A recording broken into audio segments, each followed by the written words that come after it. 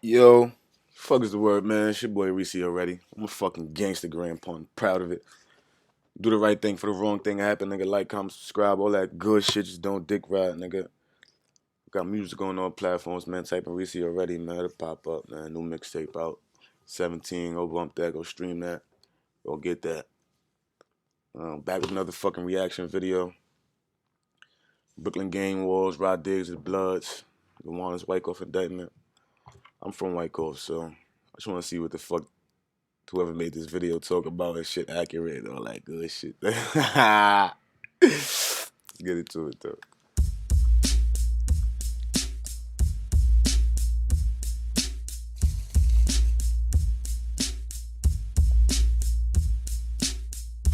Okay, we're back in Brooklyn. In the last decade, there was an investigation into narcotics trafficking and gang and drug-related violence in the Gowanus and Wyckoff Gardens, public housing developments located in Brooklyn, New York. These two neighborhoods, separated by one city block, had suffered tremendously as a result of violent criminal activity carried out by several notorious criminal organizations, including the organization ran by the Herron enterprise. As early as 1998, while investigating criminal activity carried out in the Gowanus and Wyckoff neighborhoods, the federal government became aware of the defendant's drug operation, then still in the early stages of development. The enterprise and its reputation grew stronger over time, as Herron's status in the Bloods criminal street gang increased, and his reputation for violence became widespread in the community. Ultimately rose to become one of the highest-ranking Bloods in New York, and his violent criminal enterprise was feared throughout Gowanus and Wyckoff. Beginning in 1998, Ronald Herron, also known as Rod Diggs, and Raheem, was a high-ranking member of the murderous Mad Dog set of the Bloods gang. He began selling crack cocaine out of 423 Baltic Street. Rod Diggs used the apartment that he shared with his mother and sister as a stash house for his drug business.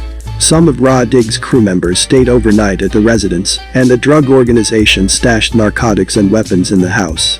Rod Diggs used his relationship with the Bloods and his reputation for spontaneous violence to enhance his prominence and to develop his organization. Rod Diggs eventually built up the Rod Diggs enterprise by recruiting dealers to sell drugs, muscle to protect his turf, and enforcers to intimidate the competition. Rod Diggs' status continued to rise thereafter as he developed a large-scale drug trafficking organization, extorting, robbing, assaulting, and killing to enhance his prestige and power. Rod Diggs promoted his and the organization's reputation for violence through his actions on the streets of the Gowanus and Wyckoff neighborhoods and, by the early 2000s, had consolidated his control over the sale of narcotics from several buildings in the Gowanus, including the New York City Housing Authority buildings in the Gowanus, located at 423 Baltic and 198 Bond Streets. Rod Diggs' operation on the streets was briefly interrupted during a period This all they show right now is Wyckoff shit, alright? incarceration for narcotics trafficking and possession of a firearm, but records from the maximum security Southport Correction Facility and other evidence reflect Rod Diggs' continued involvement in the Blood Street Gang, the ongoing operation of his enterprise, and his preparation for his return to the streets of Brooklyn in July 2007. After his release from prison in July 2007, Rod Diggs returned to Brooklyn and quickly solidified the operation of his organization, continuing to extort, rob, assault, and kill to enhance his prestige and power. Rod Diggs recruited numerous sellers into the enterprise. He secured apartments within the Gowanus complex to store drugs and firearms, and he secured apartments where crack cocaine would be sold. Rod Diggs' associates assisted him in maintaining various stash houses in the Gowanus housing development, where the drugs were stored and processed for distribution. Rod Diggs regularly possessed firearms in connection with the drug distribution enterprise. He also organized and led the activities of other individuals in this conspiracy, and utilized the services of various co-conspirators who acted as enforcers for the enterprise, and regularly possessed firearms on his behalf. On October 7, 2000, Terry Caramelized, also known as Slow, shot Rod Diggs in the left leg during a dispute over a drug debt. Rod Diggs was recovering at Kings County Hospital in Brooklyn on October 9, 2000, when Rod Diggs' cousins, who also sold drugs with Rod Diggs, shot and killed Ramalize in retaliation. Ramalize's murder at the hands of Rod Diggs' cousins enhanced Rod Diggs' reputation for violence and his ability to operate his drug business before his arrest in 2002 and after his return to the streets in 2007. Similarly, Rod Diggs' involvement in the September 8, 1998 shootout in Wyckoff, in which an innocent bystander was shot in the head, also enhanced his reputation for violence and his ability to operate his drug business. 2 In his song, Slowed Down remix, Rod Diggs raps about the shooting and claims responsibility for the retaliation murder of Ramalize. When asked about the murder during his trial testimony, Rod Diggs confirmed that he had been shot by Ramalize over a drug debt and that his cousins had murdered Ramalize in retaliation, but claimed that he did not direct them to kill Ramalize, as he was hospitalized after the initial shooting. Notably though, in Slowed Down remix, Rod Diggs stated, "I don't respect a shooter cause he shot me in the legs, and 2 days later the little ninja was dead. See, if he was smart, he would have shot me in the head, because I can get you shot from a hospital bed." Moving along though. On June 16, summer of 2001, Rod Diggs shot and killed Frederick Brooks in the lobby of 198 Bond Street. Rod Diggs shot Brooks in the face, then shot him in the neck, in the back, and in the back of the head, and left him to bleed to death on the floor. Brooks, a rival drug dealer, sold crack cocaine in 198 Bond Street, a building that Rod Diggs controlled. Thereafter, in July of 2001, Rod Diggs was arrested after the NYPD found him hiding out in 133rd Avenue, apartment 7C, a stash house run by an individual who ran a significant narcotics distribution operation in Wyckoff. Rod Diggs was charged by the Kings County District Attorney's Office with the murder of Frederick Brooks. While on the street, Rod Diggs worked with members of his criminal enterprise and others in Gowanus and Wyckoff to dispose of the firearm he used to kill Frederick Brooks. While in jail awaiting trial, Rod Diggs sent members of his crew and others to threaten witnesses who were to testify against him.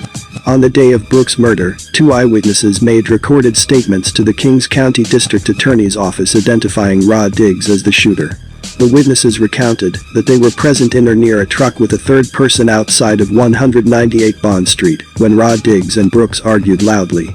One of the witnesses, after attempting to intervene in the argument, followed Rod Diggs and Brooks inside the building, where the witness observed Rod Diggs pushing Brooks against the mailboxes in the lobby. Rod Diggs pulled out a silver gun and shot Brooks in the head. Through a glass window, the other witness saw Rod Diggs choke and then shoot Brooks in the head. In addition to reporting these events in recorded statements to the Brooklyn Assistant District Attorney, the witnesses identified Rod Diggs as the shooter in a police lineup and in testimony before a state grand jury.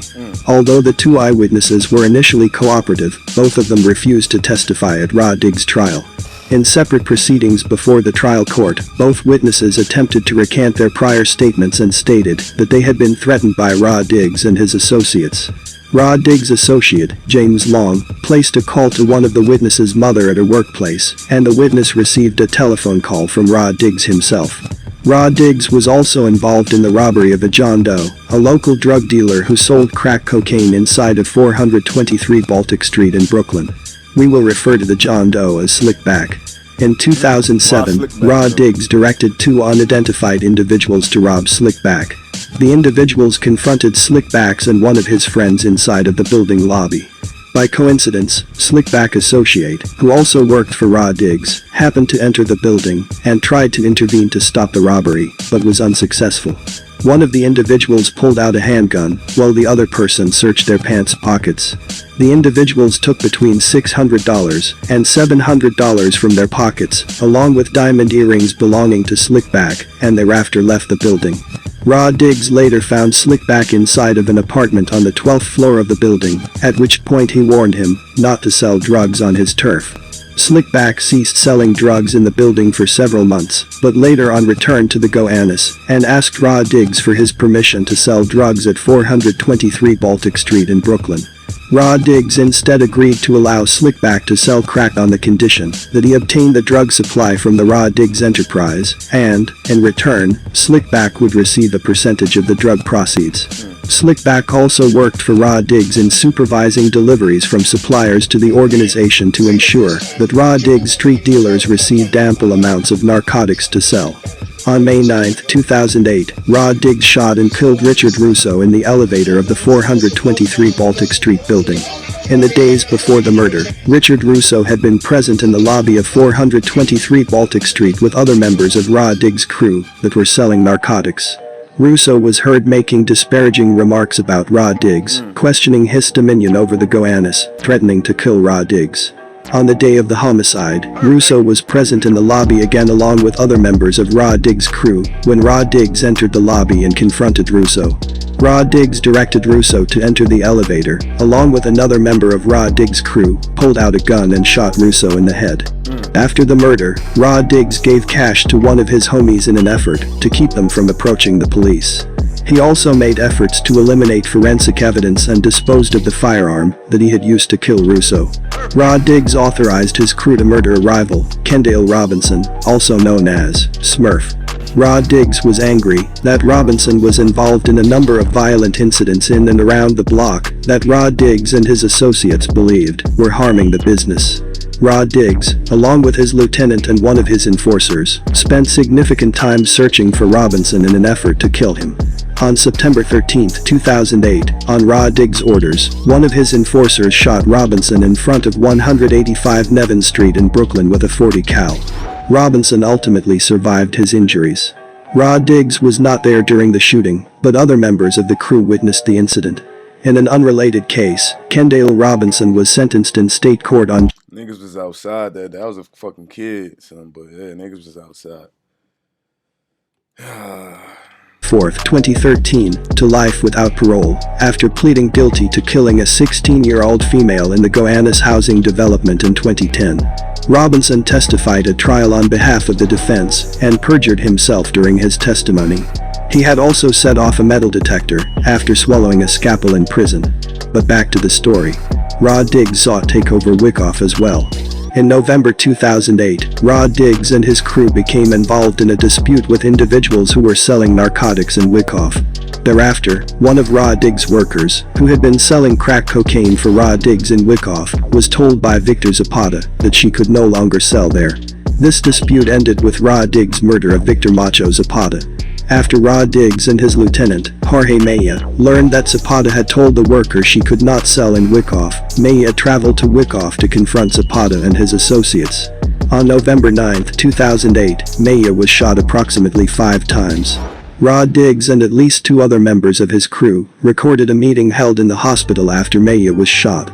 In the vid, Maya can be observed lying in a hospital bed recovering from his injuries, and Raw Diggs, Maya and other members of Raw Diggs' crew can be observed pledging murderous retaliation against Zapata and his associates. On December 23, 2008, one of Raw Diggs' key enforcers was arrested as he fled in possession of a loaded .22 caliber and body armor. Raw Diggs fled the scene and evaded arrest. Thereafter, on February 26, 2009, Maya was arrested in his apartment in 426 Baltic Street in Brooklyn. He had a .45 and a lot of weed. He was federally indicted for this offense and pled guilty to a charge of felon in possession of a firearm. He was sentenced before the Honorable Raymond J. Deary on September 28, 2010, to 84 months custody and 3 years supervised release.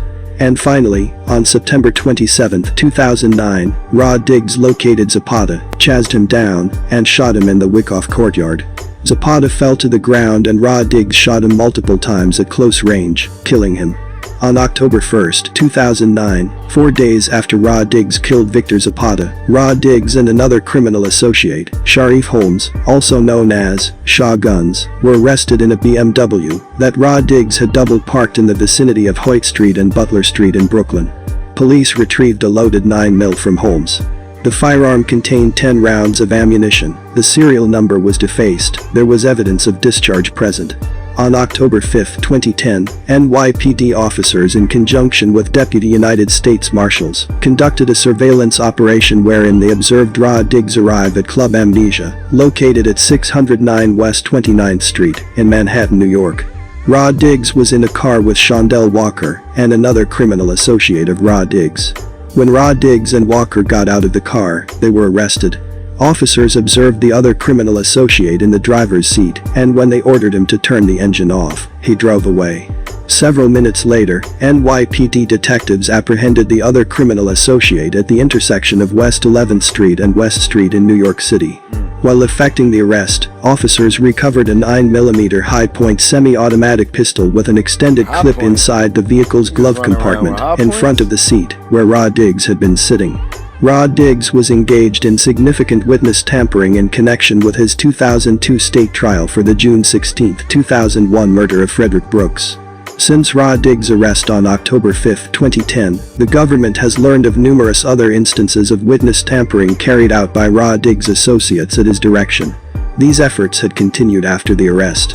At the Hey, that's wild, man. I was a kid for most of that shit, but I was definitely outside, man. Sad case. Or shit was bad. Shit was bad. Shit was bad. But yo, free all them niggas that's locked up, man. I don't give a fuck what you in there for, man. Free all them niggas that's locked up. day. You already know niggas is coming, man. Wow.